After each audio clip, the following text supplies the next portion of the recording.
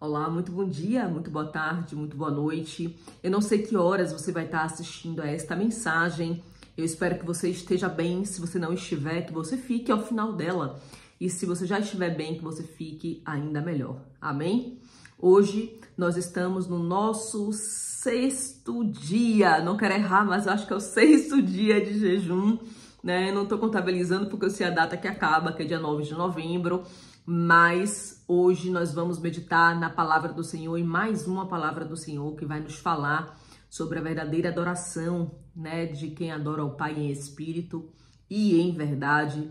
E eu quero convidar você a pegar a sua Bíblia para lermos juntos a palavra do Senhor. Quero convidar você também que ainda não me segue, que você me siga. Clica aqui embaixo na palavra inscrever ou subscrever, se estiver aqui na Europa, né, para que realmente você possa estar acompanhando, né, as palavras, as mensagens que Deus tem derramado através desse canal e que ele seja uma bênção na sua vida, na vida das pessoas que você conhece, né? Se você ainda não conhece esse canal, é a primeira vez que você está vendo um vídeo desse canal, esse canal tem um único propósito: espalhar a palavra do Senhor, amém? Aqui Deus vai ministrando palavras de conserto, de exortação, de amor, de salvação. Esse canal ele tem um só propósito: espalhar para que todas as pessoas conheçam Jesus, espalhar quem Jesus é, o amor dele, a entrega, a bondade, também a sua justiça. Então haverá palavras aqui que vão ser alguns puxões de orelha, mas faz parte, né? A palavra de Deus diz que ele exorta quem ama.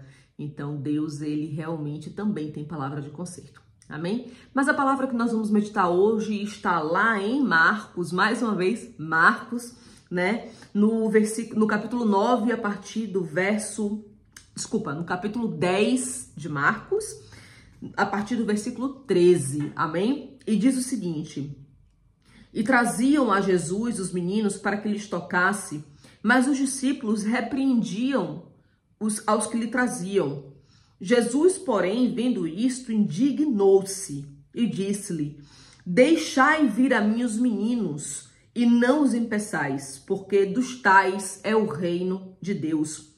Em verdade, eu vos digo que qualquer que não receber o reino de Deus como um menino, de maneira alguma entrará nele. E tomando-o nos braços e impondo-lhes as mãos, os abençoou. Vamos orar? Vamos orar para que o Espírito Santo de Deus ministre em nossos corações, né, no meu e no seu coração que está assistindo essa mensagem mais uma vez acerca dessa palavra. Amém?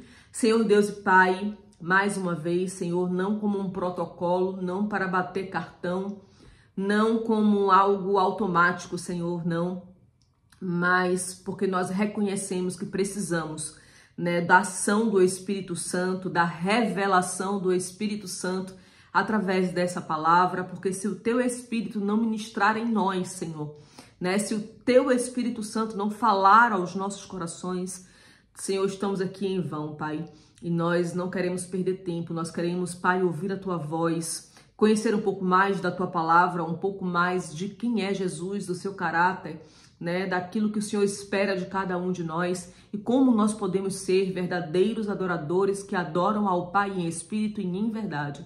Por isso, Espírito Santo de Deus, nós pedimos que o teu poder, a tua glória, a manifestação do seu poder, né, venha a se manifestar nesse vídeo, nessa palavra, Senhor, para que o teu nome seja glorificado e exaltado, em nome de Jesus. Amém? Então vamos lá. Jesus aqui, ele tá, não é, passando algumas instruções, né, para as pessoas que os acompanhavam, não só os apóstolos, mas também a diversos discípulos. E algumas pessoas traziam crianças, né, os meninos, para perto de Jesus. E os próprios discípulos de Jesus começaram a repreender as pessoas que estavam trazendo essas crianças, né, para perto de Jesus. E o próprio Jesus, a palavra de Deus diz que ele ficou indignado, né, por causa da repreensão dos discípulos acerca daquelas crianças que estavam se aproximando de Jesus, né?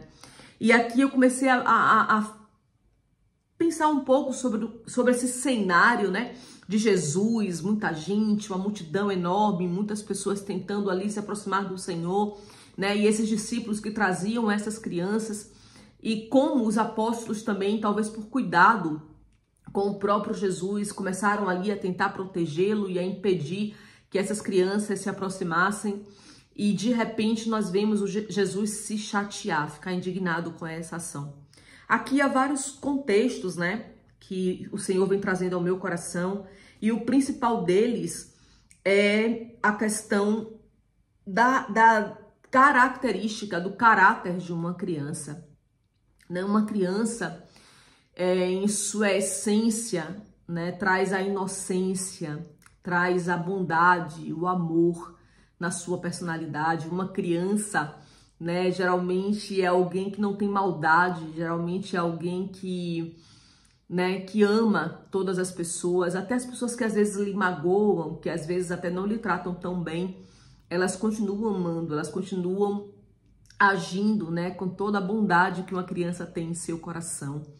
Né, uma criança, eu lembro assim de meu irmão, né, o mais novo, Nano, que ele era uma criança muito fofinha. Mas pense numa criança, um menininho, um loirinho, fofinho, gordinho, tanto que até hoje eu chamo ele de gordo. Né? E ele me chama de gordo, apesar de não sermos mais tão gordos assim, nem eu e nem ele. Ele, aliás, está muito magrinho, muito lindo, né? Mas nós nos tratávamos assim como desde criança, desde sempre. E Nano, ele era uma criança que ele ia assim para todas as pessoas. Todas as pessoas, né? A gente morava no interior da Bahia e ele era uma criança que todas as pessoas da cidade conheciam. Era um loirinho, um menino da locadora, né? Meu pai tinha uma locadora de videogame na cidade, nós éramos muito conhecidos por causa do comércio, aquela coisa toda, né? E principalmente por ser um comércio que atraía crianças, né? Locadora de videogame, ó, locadora de videogame. E Nano, ele era uma criança, assim, extraordinária.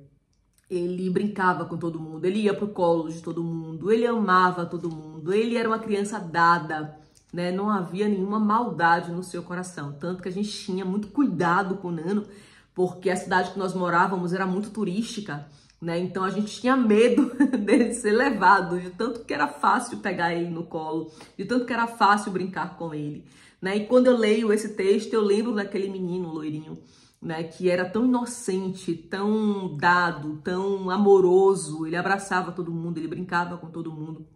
E eu fico imaginando, né, que todas essas crianças que se aproximavam de Jesus aqui eram exatamente como ele, né? Meu irmão Silvinho também era assim, um menino muito alegre, muito brincalhão, né? Sempre, assim, onde ele chegava, ele ganhava espaço, né? Eram crianças assim, meu Deus, deu saudade agora, viu?